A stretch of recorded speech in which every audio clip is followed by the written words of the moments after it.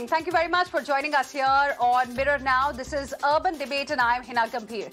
It's a big political tectonics day. 5 state assemblies went to polls. 4 were with the BJP. Hence, it was considered a prestige battle for the party led by Prime Minister Narendra Modi. And as the dust settles on the poll process, Bhartiya Janata Party has managed to retain all 4 of them. Now, despite once-in-a-century pandemic, hurdles like unemployment, rise in prices of what Aam Aadmi needs, rivals fought hard, formed new coalitions, old allies were foes this time. Some tried new tricks, others borrowed from the BJP playbook. The big win for the BJP came in Uttar Pradesh. It succeeded to return to power led by Yogi Adityanath. He created history. First Chief Minister ever to be re-elected after completing 5 years in power. First government to be voted back after 37 years. The BJP rode ration, prashasan and polarization. The double engine of Modi and Yogi drove the BJP to power. The day also belongs to Arvind Kejriwal's Aam Aadmi Party. Merely 10 years old into the business of politics, Aam Aadmi Party emerged as a startup which has turned unicorn. It is the first regional one-state party that has won another state. It has dislodged the once mighty Congress and Akalis as the voters voted for change this time. By winning Punjab, Aam Aadmi Party has sent out a signal to the 125-year-old grand old party, Congress, that it aspires to be a national player, and for that it's going to replace the Congress. At the end of the day, it was a dance of democracy. There are political winners, but the choreographers were the millions of voters of this country, of the 5 states specifically. Let me also welcome in my colleague Archana, who has been tracking the election season here at Mirror Now very, very closely. Archana, good evening. It has been a long day for you. So those were my takeaways from what we saw today. How will you like to sum up the day and the entire election season? Because as I mentioned, there was a once-in-a-century pandemic and there were many other issues this time. Good evening, Hina, and a very good evening to all our viewers on this special edition of the Urban Debate. It's been a long, long journey tracking these assembly elections for Mirror Now. At the outset, I would like to thank our team for working so hard for these elections. They were pursuing these stories on ground and they spoke to the people about their issues. Now, coming back to the results of these assembly elections, it won't be an exaggeration, Hina, to say that the BJP has transformed India's political landscape. And that at the moment, it has no competition. Just look at the numbers in UP. Now, despite the pandemic, as you said, unemployment and economic downturn, the BJP has managed to script a historic victory in Uttar Pradesh. It has broken so many jinxes and is looking in a very, very commanding position in other states like Manipur, Goa and Uttarakhand. And in Punjab, the people have given a very decisive mandate, Hina. They have endorsed the Aam Aadmi Party, and how? All right, let's now get you the latest tally before I give you the picture. Now in Uttar Pradesh, this includes the leads and wins. So the BJP has managed to win and lead in 274 seats, SP 124, a spirited challenge, yet could not manage to form the government. Congress 2, BSP 1.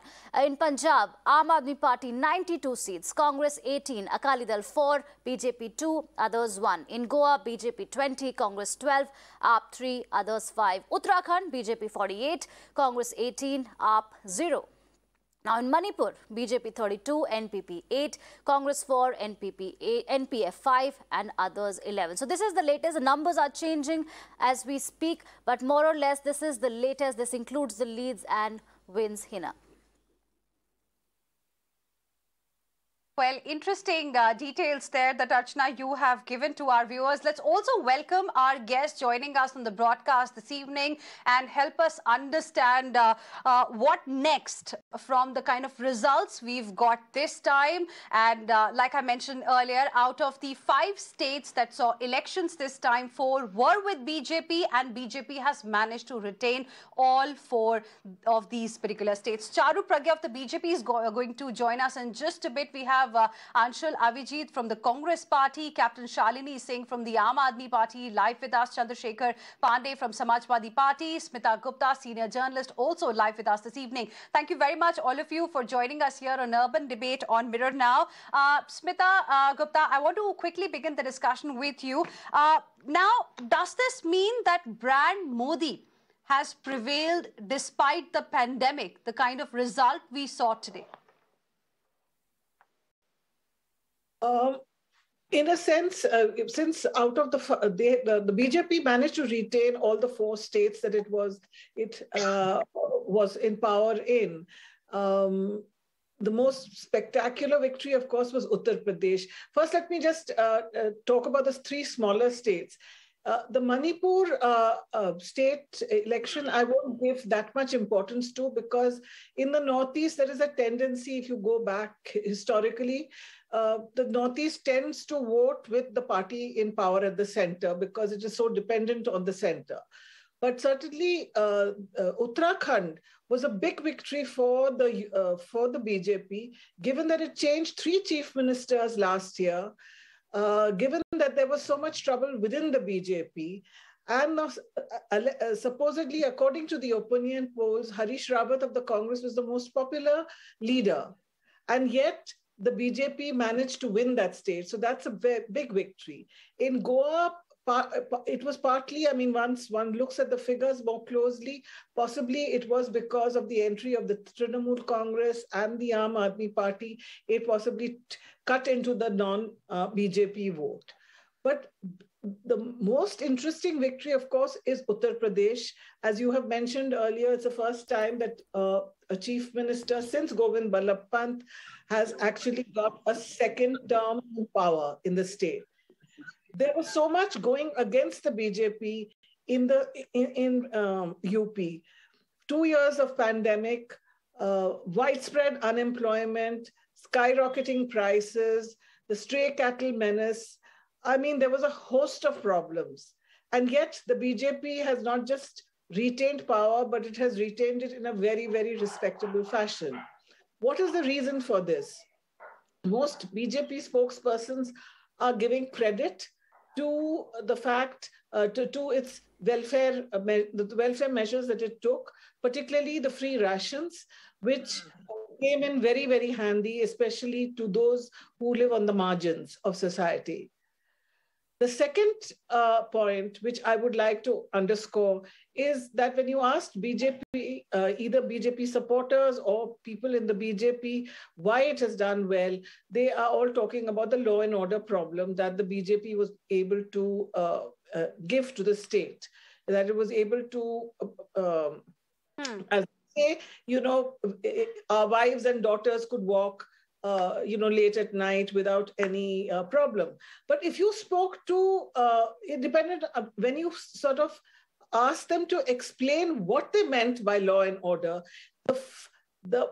finally, what would emerge is they would say that it meant that all the Muslim criminals are in jail. We have established Ram Rajya. So in a way, the politics of hate, the politics of 80-20 played out in this coded, expression, law and order ठीक है, हमारी बहू बेटियां आराम से घूमती हैं आजकल. So that, in a sense, I think was able to. So this law and order, the coded sort of discourse of law and order, was able to overcome all the shortcomings that the BJP faced. All right. And it sort of, it was woven into the Hindutva narrative. Absolutely. Hold that thought, Smita. Hold that thought. Yes. While we wait for Charu Pragya, because it's the BJP's day in Uttar Pradesh, I want to have a word with the SP at the moment. Chandrasekhar Pandey of the Samajwadi Party is joining us on the broadcast. Mr. Pandey, while the Samajwadi Party tried to give a very spirited challenge to the BJP, we have been talking about the response on ground and the work, the kind of efforts the party led by Akhilesh Yadav made this time around. Yet they could not form the government. Why do you think? What are the causes that you attribute to as far as this outcome is concerned? कहाँ पर कमी रह गई? देखिए, सबसे पहले तो मैं आपके चैनल की मार्फत से उत्तर प्रदेश की जनता और जो भी विधायक, जो भी प्रत्याशी जीते हैं, उन सभी का मैं स्वागत और बधाई कर देता हूं। और भारतीय जनता पार्टी को भी मैं जो कमिंग उनकी सरकार है उसके लिए अपनी शुभकामनाएं देता हूं। अब आते हैं आपके मुद्दे पे, जो आपने कहा कि इतने इफोर्ट के बाद भी और जनता में जिस तरीके का एक जुनून था, जिस तरीके की एक वो एनर्जी हम लोगों ने फील किया, कनेक्ट किया जनता के साथ में, इसके बावजूद भी चुनाव परिणाम के बारे में निसंदेह हम संतुष्ट नहीं है। और मुझे लगता है कि पूरी जनता भी संतुष्ट नहीं है, परंतु लोकतंत्र का यही तकाजा है, जो परिणाम आए हैं उसको स्वागत करना है। वजह आराम से बैठ करके बहुत छोटे छोटे मुद्दों पे अभी हम इस पे जो है सर्च करेंगे कि क्या क्या वजह रही, परंतु मोटा मोटा तौर पे जो अभी तत्काल में विद इन द डे जो हमको मोटी तौर पे बात समझ में आती है, वो 3-4 चीजें समझ में आती हैं। जैसे कि करीब 40 सीटें हमारी ऐसी हैं जो अप्रोक्स हम 60 वोट से लेकर के 1000 वोट्स के बीच में हम वहां पे लूज कर गए। जैसे बाराबंकी में 68 सीट भी एक है, और 1500, 200 इस तरीके से हम बॉर्डर पे गए। यानी कि हम क्लोज कंटेस्ट में तो गए, पर क्लोज कॉन्टेक्स्ट में वो थोड़ा सा हमसे एज पे चलेगा। वजह हम लोगों ने एक नई ऐसी सारी सीटों पे एक चीज सरप्राइजिंग देखा कि भारतीय जनता पार्टी के पास में वहां पे पैरेलल जो बीएसपी है वो जाकर के यकाएक ब्रेक कर देती थी। जैसे कई विधानसभा है कि वो उन्होंने 10वें पोल तक तो बीएसपी लड़ी, उसके बाद में आगे बीएसपी वॉकओवर जैसे दे रही हो। तो ये मे बी कि हो सकता है कि वहां से इंटरनली बीएसपी को, बहुजन समाजवादी पार्टी को ये इंस्ट्रक्शन चला गया हो या कोलिब्रेट कर दिया गया हो कि जहां पे वो नहीं जीत रहे वहां पे सपा को हराओ। इस तरीके के हमें ऐसा कई सीटों पे मिला है, चीजें आई हैं, लेकिन ये दोष देने का वजह नहीं है। राजनीति में हम एक कंफर्टेबल स्थिति में दो चीजों को हमारे पास एक नई चीजें आ गई है जो ऊर्जा का कारण है। एक तो हम 47 से अप्रोक्स हम 130 फिर से आ गए हैं, तो एक तो हम अच्छा खासा कई गुना में अपनी ग्रोथ देखते हैं। दूसरी बात है कि वोट परसेंट भी हमारा उतना है जितना कि समाजवादी पार्टी के गठन से लेके कभी नहीं रहा। तीसरी जो सबसे महत्वपूर्ण चीज है कि जनता का एक बड़ा वर्ग हमारी बातों को पूरी चुनाव भर समझा, कनेक्ट किया और वोट दिया। वो सीटें कम रही ज्यादा रही वो एक सेकेंडरी विषय हो सकती है, ये हमको नए सिरे से ऊर्जा देता है। यानी कि हमने जितने भी मुद्दे उठाए, जो हमने बेरोजगारी का मुद्दा उठाया, जो हमने अनाज जानवर का उठाया, जो हमने जो आपका नई न्यू पेंशन स्कीम की जगह ओल्ड पेंशन स्कीम उठाया, जो हमने जो शिक्षा मित्र से लेके सबको कनेक्ट करने की कोशिश की, हमें एक चीज समझ में आ गया कि ये सारी चीजें हमारी सक्सेस है। हम बॉर्डर पे है, थोड़ा सा मेहनत करने की हमको और जरूरत है, और चुनाव सतत प्रक्रिया है। अभी आपका नगर थोड़ी सी मेहनत करने की और जरूरत है। That's the takeaway of the Samajwadi Party from the results that have come out. Charu Pragya of the BJP is also ready with us. Charu, good evening. Congratulations, firstly, for BJP. Many were seeing it as a prestige battle, and your party has managed to retain all the 4 states out of 5. Of course, the 5th one probably was reserved for Aam Aadmi Party. We'll talk about that in just a bit. But Charu, what will you attribute this victory to? Who was really responsible? Was it brand Modi that worked for the BJP, or was it the chief ministers of these 4 states that actually helped you come back to power? Hina, thank you for having me. Good evening to everyone, and I humbly accept your congratulations and pass it on to every single hard-working karyakarta of my party. This is indeed a very happy day. I can't stop smiling today. I was in the party office some time back, and we were actually playing Holi. It's been such a wonderful, wonderful day. But when you ask me what is the reason for Bhartiya Janata Party's victory, here is what I have understood. Our Honorable Prime Minister Modi ji has a vision, and this vision we have converted to reality on ground in every single state where we have a government. And the implementation of this vision is good. And that's why people are giving us their stamp of approval. People are giving us their blessings, and we are able to form governments again. in this particular election, we have to see that we have been the incumbent government in all 4 states and we have managed to retain them. So that in itself is a very big victory for our party. That in itself goes on to show that ours is a party which has now created a wave of pro-incumbency instead of anti-incumbency. Also, ours is a party, when you say that whether it is the chief ministers or it is the prime minister, I think we are just this one big massive machine which works together, works in sync. And if what we are formulating at the policy level can be implemented and reach every last person of our country, I think that's a win-win situation. That being said, we also understand our responsibilities. So whether in government or in opposition, we intend to look after people's interest and welfare to the best of our abilities. Okay, interesting. And while we were listening to you, Charu, Prime Minister Modi is also speaking. Let's quickly cut across and listen into what exactly he has to say, and then we'll come back to this debate. इस विपरीत वातावरण में, उथल-पुथल से भरे माहौल में, अनिश्चितता से भरे माहौल में, भारत की जनता ने विशेष करके उत्तर प्रदेश जैसे राज्यों ने अपनी दूरदृष्टि का परिचय दिया है। भारत के मतदाताओं ने जिस तरह इन चुनावों में स्थिर सरकारों के लिए वोट दिया, वो इस बात का प्रतिबिंब है कि लोकतंत्र भारतीयों की रगों में है।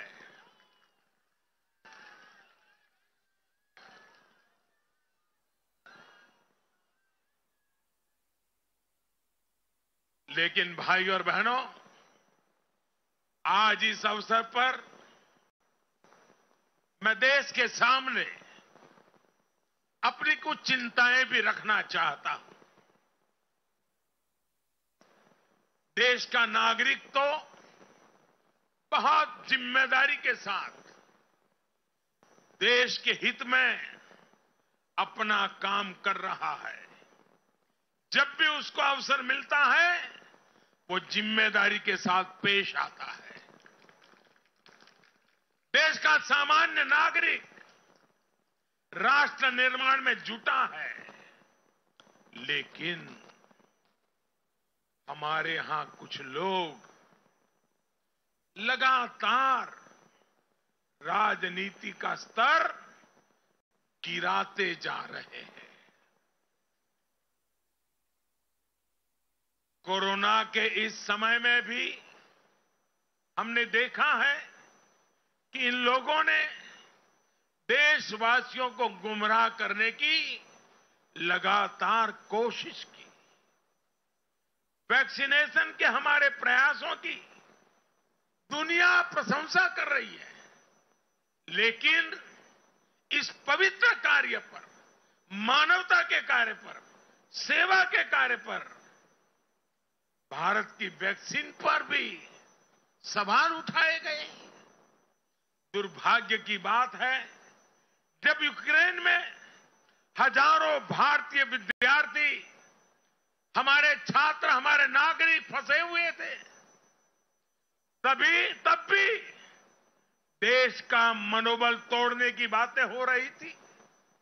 जो वहां फंसे थे, उनके परिवारों की चिंता बढ़ाने का काम हो रहा था। ये लोग उन बच्चों में असुरक्षा की भावना बढ़ा रहे थे, यहां उनके परिवार वालों की चिंता बढ़ा रहे थे। इतना ही नहीं, इन लोगों ने ऑपरेशन गंगा को भी प्रदेशवाद की बेड़ियों में बांधने की कोशिश की।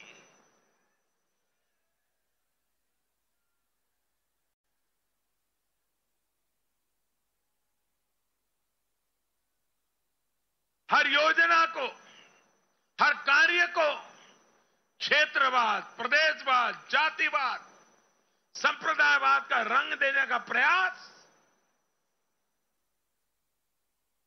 भारत के उज्जवल भविष्य के लिए बहुत बड़ी चिंता का विषय है। साथियों, इन चुनावों में मैंने लगातार विकास की बात की। गरीबों को घर, गरीबों को राशन, वैक्सीन, आधुनिक इंफ्रास्ट्रक्चर, हर विषय पर भाजपा का विजन लोगों के सामने रखा। All right, so that was Prime Minister Narendra Modi addressing the leaders and workers of the Bhartiya Janata Party after the result that BJP got in at least 4 assembly elections today. And Prime Minister saying the way people voted for stable governments in these polls, it shows democracy is India's DNA. Simultaneously, Prime Minister launched a scathing attack as well on various opposition parties, how many tried to misguide the people of this country on the issue of vaccination. Archana, that's a direct dig at the Samajwadi Party, isn't it?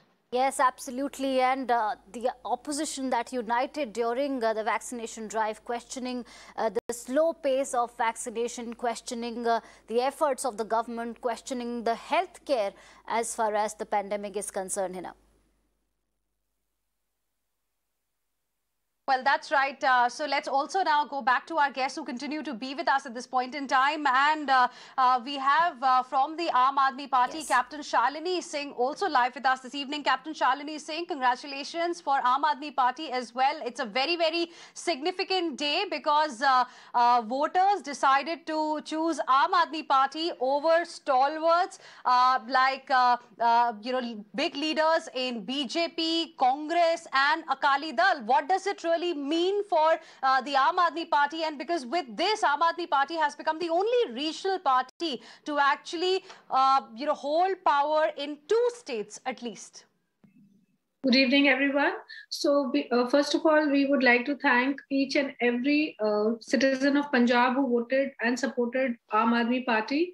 And the thumping victory which Aam Aadmi Party has got in Punjab, it clearly shows that people like the Arvind Kejriwal governance model. They want how Delhi has been transformed.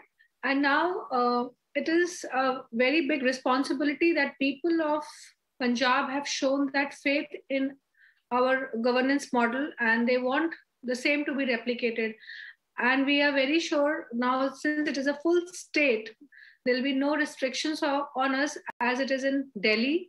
So we will give the people of Punjab a developed state, what they are looking at, and the kind of numbers which they have given us. It's really very overwhelming for us and a huge responsibility. But at the same time, our party, our leaders who have won are just ready to take up this challenge and transform Punjab the way the people want. The victory also shows that people have shunned corruption, the people have shunned those leaders who have not delivered what they have been voted for what they have been chosen for. The people of Punjab have given a chance to Aam Aadmi Party, ek mauka which Arvind Kejriwal, Bhagwant Mann have been asking with the people of Punjab. So we are very, very grateful and thankful to the people of Punjab for giving us a chance to serve them. Captain Shalini, I have a follow-up question. And as you said that it started with 5 saal Kejriwal in Delhi and this time around, ek mauka Kejriwal nu, ek mauka Bhagwant Mann nu, that is the campaign that actually resonated with the people of Punjab.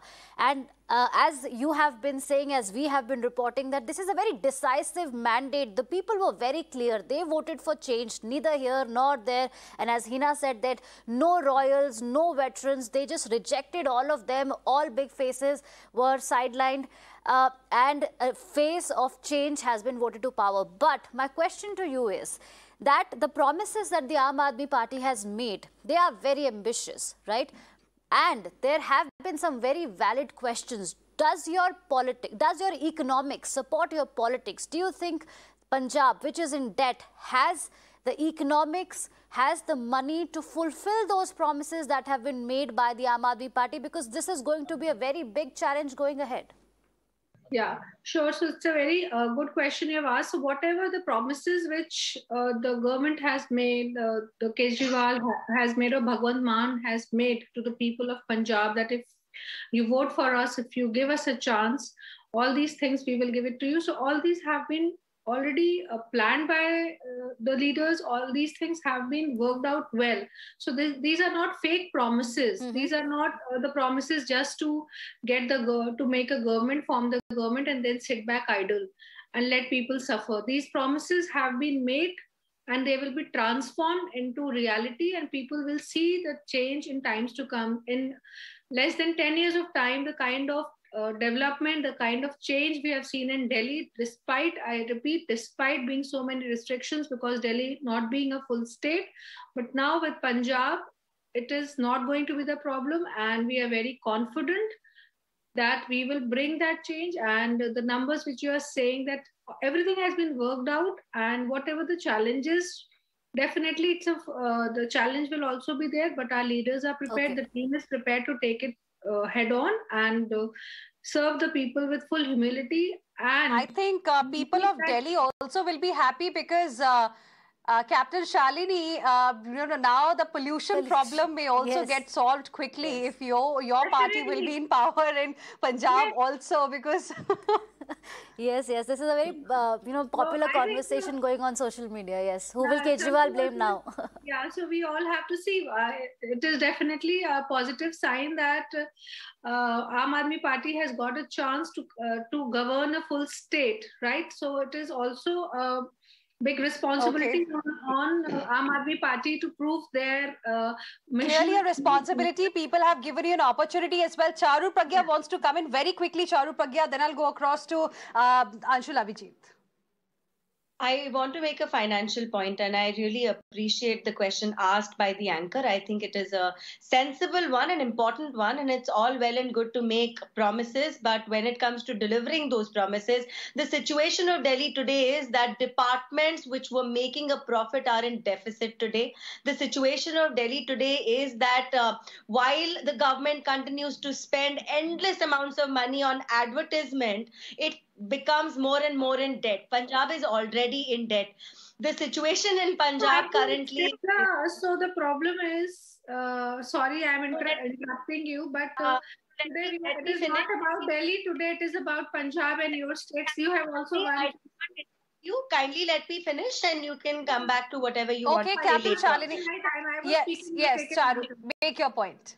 I have been following newspapers. In the state of Gujarat, for example, and I have a screenshot of it, there is an advertisement which says Delhi Sarkar. Why is the taxpayers' money from the state of Delhi being spent in other parts of the country to advertise for Aam Aadmi Party? Use your party funds. If you're going to siphon away money from our state, where you could be buying buses, where you could be working on improving Delhi's infrastructure, you go there and promise new schools and hospitals. Where are the new schools and hospitals in Delhi? RTI shows you have not made any hospital. You say you added classrooms. Well, can you give me the location of those 100 schools? You cannot, because I have tried it. No spokesperson has been able to answer this. Okay, so Captain Shalini Singh wants to come in. Charu, you've made your point very quickly. Quick response, Captain Shalini. Anshul Abhijit has been waiting patiently for quite some time. Captain Shalini, quickly make your point. So BJP spokesperson Charu Pragya is all about talking about Delhi. They can't, even today they have won 4 states, but still they are so stuck up in Delhi, because I know Delhi is the sore point. People are not accepting them in Delhi, and I have full sympathy with them. And if she wants to see the schools and everything, she is most welcome to come with me. Okay, we'll have this debate honestly on some other day. Today, let's focus on, what this election has really taught us. What this election has, the message that this election has given to us, and it is a day where we need to celebrate the achievements clearly of both the Aam Aadmi Party and the Bhartiya Janata Party, because both have done pretty well in the 5 states that we are talking about. Let's also now talk about the Congress Party. What happens next within the Congress Party? Anshul Abhijit, time for Congress to introspect once again. Why, in your opinion, Congress Party lost both, Punjab as well as Goa? Even it couldn't do much in Manipur. The exit poll suggested that UP, Congress will not really be able to do a lot, even though Priyanka Gandhi Vadra herself was the face of the campaign there. But the expectations weren't too really high. Is it because Congress Party today does not have a Modi kind of a figure which it can lean on in case there is a crisis? Well, first of all, my unreserved congratulations to both the BJP, Charu here, and Captain Shalini of the AAP. I mean, it was no doubt a historic victory, but with historic victories also comes the burden of expectation, of responsibilities. And I do hope that in the coming term of both these parties in Punjab and UP and in the 4 states that the BJP has won, the BJP manages and the AAP manages to fill the huge expectations. They've improved, they've been added of the people over there. The Congress party actually fought a very, very spirited campaign in UP, in Punjab, in other states as well. I mean, it galvanized all the Carters. It was sincere, it was full of energy, it was full of verve. We made a historic decision to give 40% seats to women, unprecedented. I mean, this never happened in the history of India before. It's not nothing, so it should be taken a note of. And in that process, we were able to galvanize our cadres in UP. So I think it's been a success. We were not on the crutches of any party. Of the boothless, the people working in the ground were all energized. They were full of alacrity. And that bodes well for the future for the Congress party. In Punjab, yes, it's been an unexpected result, I should say, but not for the lack of trying. There again, we had the sort of the impact of social justice, where we chose Mr. Channi as the chief minister, and it was our core value of social justice that got realized. So a number of things that happened in Goa, we gave fresh faces to 80% in those seats. There were 45% of those were below the age of 45. So it was a remarkable turnaround over there as well. It was a dynamic election. It didn't go our way, but then we'll go back to the drawing board. As you say, this is democracy. This is highly invitational. If you cannot convince the voter where you're going to vote, that you can earn their trust, then the results may not go your way. We'll go back to the drawing board. There will be a meeting of the Congress Working Committee where they'll figure out what went wrong, what we could have done, should decisions have been taken earlier, if our propaganda machinery was in the right place at the right time, and all these things will be figured. I'm really disappointed, though, at the speech of the Prime Minister. I must mention that because you brought it up, that he drew attention from his victory and started critiquing the opposition, and for things that, I think that it was the BJP that was responsible for the mess up during COVID. I mean, they didn't order the vaccines. There was a shortage of oxygen, so much so that in UP, 200 of their own MLAs turned against the BJP. I mean, your own ministers, Mr. Santosh Gangwar, was actually criticizing the government for their lack of preparedness about it. The fact that they've won is a variety of other reasons. And I agree with Smita Ji that there was a covert campaign of Hindutva. I mean, usually there is a trident that's given. There's a Rashan, Prashasan, and Hindutva that's given as the reasons for winning. But I think there was one.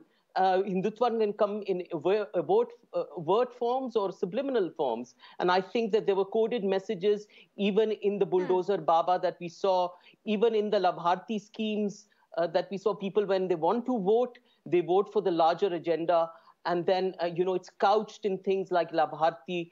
So I think that polarization also worked. It was no less than the Prime Minister who gave the cycle as the mascot of terrorism in the election. So while he's talking about degrading the conversation in politics, I mean, he is the one who did it, right? So there were subversive statements that were made throughout that campaign. But, simultaneously, Anshul, and I would like my colleague Archana to come in here and, give more details on the issue of women voters who also emerged as a very important vote bank, Archana, isn't it? Because you're talking about polarization, you're talking about, how the Modi government handled the pandemic, especially in UP. Of course, those are important issues, but there is another takeaway from this election that needs to be highlighted. Yes, Hina, so I was going through the Election Commission data, and this does not include the 7th phase of UP elections.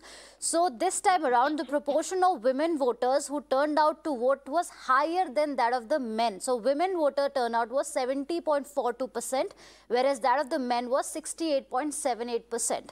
Now, I want to understand this from Smita, that in the past also, we have to analyze today's numbers, but in the past we've seen that women voters have voted for the BJP. If you could help us understand, while it comes down to the schemes, and as we have been talking about the welfare schemes of the center or the BJP in states or other governments, what is it that resonates with the women voters that they end up voting for the BJP? Well, I think there are two reasons. One is, it's the women who have to manage the households and, the daily expenditure on food and other such things. So for them, the welfare handouts are very welcome because they are the ones who manage that.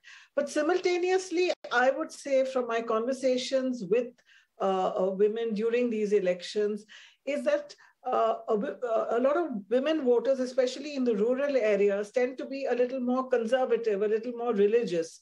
And so for them, the appeal of Hindutva is somewhat greater than it is for the men who are looking for jobs and so on. So it's a mixture of the two, I would say. All right. And in UP, it is believed that the Yogi government has... One minute. Yeah. Can I add? And it's not always that women in the family vote for the same party as the men.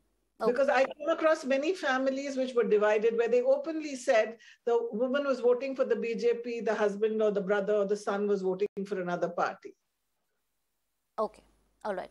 Another thing I want to understand from you is that the issue of silent voter is grabbing headlines a lot, because we have also covered elections. We spoke to a lot of voters in urban centers, in rural areas as well. A lot of them spoke about inflation. A lot of them spoke about unemployment. A lot of them spoke about the healthcare mess. They spoke about schools. But eventually, when we saw the voting pattern, we saw the results today, this kind of outcome was not expected by a lot of people. A lot of people thought that this is going to be a referendum for the BJP government, the way they handled the pandemic, the way, the unemployment figures are low at the moment. What is the role of the silent voter in these elections? I don't think, I won't call it the silent voter. What I would say is that I believe that people are still prisoners of their caste. Okay. So therefore, a Yadav in this election, no matter what, he would have voted for the Samajwadi Party. A non-Yadav OBC, by and large, because of the fear engendered in him that, if the, Samajwadi Party comes back, then, the Yadavs will again dominate, would eventually go back and vote along with other OBCs, other non-Yadav OBCs. I think that is what has happened. So it is true that one saw so many young men coming out. People imagined that these young men would vote against the BJP because they were so vociferous. In fact, I won't call them silent at all. They were very vociferous about their complaints that they were not getting jobs, that many of them those who had jobs in factories had lost them, that those who worked as rural labor, that Narega was not functioning. But in the end, I think people voted on caste lines. Okay. Okay. I would like to ask this question to Chandrasekhar Pandey also. Pandey जी, ऐसा माना जा रहा था कि UP में एक ऐसी हवा बनी थी, एक ऐसा माहौल था कि लॉ एंड ऑर्डर बहुत सख्त है योगी जी के अंदर, और ऐसा पहले मायावती जी के भी रूल में कहा जा रहा था। लेकिन अखिलेश यादव जी जब मुख्यमंत्री थे तो उनके शासन में लॉ एंड ऑर्डर इतना मजबूत नहीं था, और इस नैरेटिव को समाजवादी पार्टी काउंटर करती हुई आई है। आप लोग कह रहे हैं कि सिर्फ एक स्पेसिफिक वर्ग को टारगेट करती है योगी आदित्यनाथ की पुलिस, और लॉ एंड ऑर्डर के अराउंड जो माहौल है ऐसा सत्य नहीं है। क्या आप कहना चाहते हैं लॉ एंड ऑर्डर वाले मुद्दे पर कि क्या ये बात सही है या बिल्कुल नकारते हैं आप इस बात को? मैं इसको इस रूप में लेता हूँ, थोड़ा सा इसको प्रोग्रेसिव तरीके से लिया जाए और प्रैक्टिकल ग्राउंड पे जो हम सबकी इंफॉर्मेशन हम लोगों ने अपनी आंखों से देखा है, यूपी में वास्तव में लॉ एंड ऑर्डर एक बड़ी प्रॉब्लम थी, और ये आज की बात नहीं है। वहां पे कई दशकों से ये प्रॉब्लम चली आ रही थी, ये सत्य है। जब हमारी समाजवादी पार्टी की सरकार आती है, हमारे राष्ट्रीय अध्यक्ष अखिलेश यादव जी मुख्यमंत्री बनते हैं, तो उन्होंने एक एक प्रॉब्लम को टारगेट किया। उन्होंने कहा कि प्रॉब्लम का काज क्या है। वो रूट लेवल पे जाके उन्होंने कहा कि हमारी जो पुलिस व्यवस्था है उसको पहुंचने में बहुत देर है, और हमारे पास में सारी चीजें थानों से पोस्टें गवर्न हो रही हैं। उन्होंने एक सेपरेट तरीके से डायल 100 की व्यवस्था करी की। पूरे प्रदेश के प्रत्येक नुक्कड़ का जहां कहीं भी किसी गांव का जो टर्न होता है मेन रोड से, जितने भी गूगल मैप से निकाल के टर्न थे, उन सारे टर्न पे एक एक गाड़ी, 2 पुलिस वाले विथ जो आर्म्ड पुलिस वाले होते उनको खड़ा कर दिया और एक 100 नंबर की व्यवस्था की, जो थाने से कोई मतलब नहीं। आपने फोन किया, लड़की वहां नॉर्मल एक लड़की अटेंड करेगी, वो रिप्लाई देगी, और जब तक कि आप संतुष्ट नहीं होंगे तब तक कि आपको फॉलो अप देती रहेगी। और थाना वाले को तब पता चलेगा जब वो डायल 100 वाला वहां लेके जाके हैंडओवर करके एफआईआर या कार्रवाई के लिए प्रोसीड कर देगा, और अंदर कार प्रोसीड होती है, जिसका फॉलो अप भी थाने को 24 घंटे के अंदर डायल 100 को देना पड़ता है। तो इसी तरीके से चाहे कई ऐसी काम किए, जैसे हेडक्वार्टर्स में हमारे यहाँ पे बड़ा चैनल का अजीब स्ट्रक्चर था, उसके लिए पीएचक्यू एक ऐतिहासिक मतलब बोर्ड लेवल का पुलिस हेडक्वार्टर की संस्थापना की गई, और ढेर सारे लाइनर पे हम लोगों ने बहुत अच्छा काम किया है, और इसको हमने प्रमोट भी किया है। जो भारतीय जनता पार्टी और योगी आदित्यनाथ जी ने बुलडोजर के रूप में एक प्रपोज दिया, मैं आपको बताऊं, हाँ उनकी कुछ सफलता रही। उन्होंने टारगेट करके, जैसे कि पर्टिकुलर मैं नाम नहीं लूंगा, 2, 4, 6 लोगों के यहाँ पे बुलडोजर की चलवाया। हाँ। अब वहां पे उन्होंने तोड़ा, चूंकि आपको भी पता है कि कानून तोड़ने की बड़ी सीमित इजाजत देता है। उन्होंने तोड़ा केवल 2 दरवाजे खिड़की, या जो अवैध था, जिनकी अगर कोई व्यक्ति की 200 करोड़ की संपत्ति है, उसमें से 20 लाख तोड़ दिया तो उसका कोई मतलब नहीं है। लेकिन टेलीविजन पे प्रोपेगेंडा उसका इतना कर दिया कि लोगों को लगा कि अच्छा इस आदमी का तो घर गिर गया। तो इस तरीके से कई और जो ऐतिहासिक रूप से, जैसे तो आप अभी भी ये मानते हैं प्रोपेगेंडा पॉलिटिक्स हुई है जिसकी वजह से इतने ज्यादा वोट्स मिले हैं? That's your point of view. That's Samajwadi Party's point of view. I have 2 more questions now, and I want to go across to Charu as well as Anshul Avijit on these 2 very specific issues. What do the results today that we've got really mean for the elections in 2024? For example, Charu, what does this victory of UP Chief Minister Yogi Adityanath really mean for him as a leader within the party?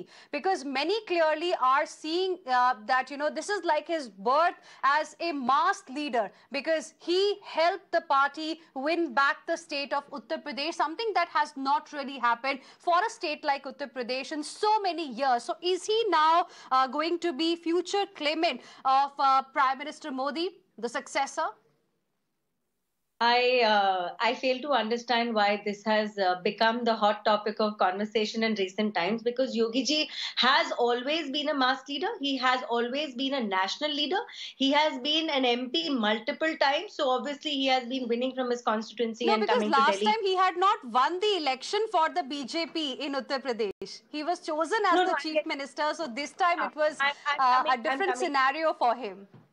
Yes, I'm coming to that. So but I wanted to discuss Yogi ji and his connect with the people, because he has always been a very popular leader. He's always been a leader who has been somebody who's vocal, somebody whose word is being heard by the public. And that's the reason for all these years, like close to 2 decades at his young age, he has been representing one constituency or the other. But this basically means that the way our party is functioning, and I still say that we function in sync. The center and the states, we function in sync. The way we are going ahead is correct. The way we are going ahead is the right way ahead. And people are approving of both our policies and our leadership. And, you know, you have to also give that one individual space. So many times people say that, "Arey, wo to nahi jeeta. XYZ bhi nahi jeeta." So I always say that there is going to be some scope for a person's individuality as well. And then your symbol counts for a lot. But Yogi ji has created history today, and nobody can take that away from him. That being said, he is still a part of the larger machinery that we call Bhartiya Janata Party, and he is going to seamlessly continue to integrate all the systems of the state into what the party largely wants to do in the country. Okay, Anshul, Avijit, now my specific question to you is about what happens to the opposition parties in a scenario like this. Will Congress party no longer be the leader of this so-called anti-BJP front that opposition parties have been working on for quite some time? Of course, a lot changed ahead of these 5 crucial elections.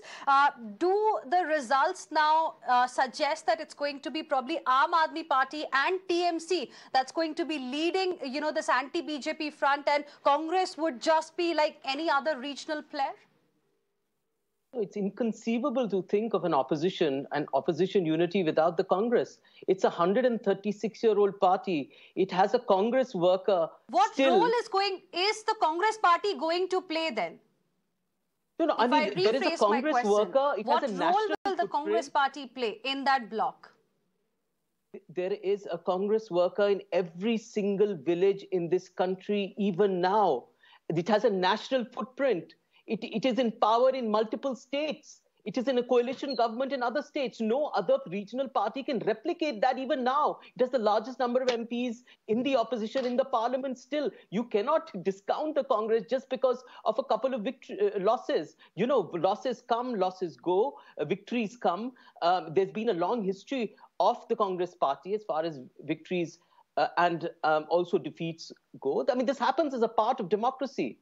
Right? There is churning, there is a cyclical sort of churning of democracy, what you call the dance of democracy, as you poetically put it, where the people are choreographers. That keeps happening. So we have to constantly try and win the trust of the electorate, which we're going to try and do. But if there is something called an opposition unity, which you're saying, you can't imagine one, iski kalpana hi nahi kar sakte without the Congress. It is not possible to have one. But I'm not saying this out of any sense of arrogance. This is the kind of reality that we exist in. So whether others like it or not, there is a love-hate relationship that keeps going on between the Congress and other regional parties. They sometimes come together, form alliances. It happens with the RJD. You came together in UPA 1. You were not there in UPA 2. Then you came together again. I mean, it keeps happening. I mean, there are things that are said from both sides. So are you trying to suggest all the hate is going to vanish after today's results and there will be love amongst all opposition parties and they'll be back again together ahead of 2024?